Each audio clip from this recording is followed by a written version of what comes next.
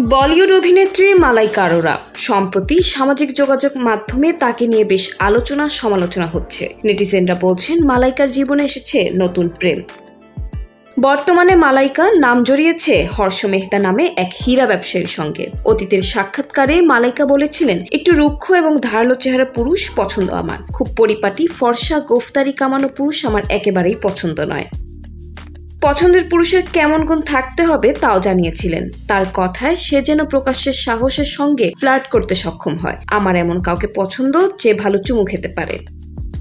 তার মতে পুরুষের থাকবে শক্ত চোয়াল এবং তিনি হবেন স্পষ্টবাদী। সেই সাক্ষাৎকারে দ্বিতীয় বিয়ে নিয়েও মালাইকাকে প্রশ্ন করা হয়েছিল। তিনি বলেছিলেন, আমি খুবই রোমান্টিক মানুষ, আমি ভালোবাসায় বিশ্বাস করি, তাই আগামীতে হবে না সেটা এখনই বলা যাবে না।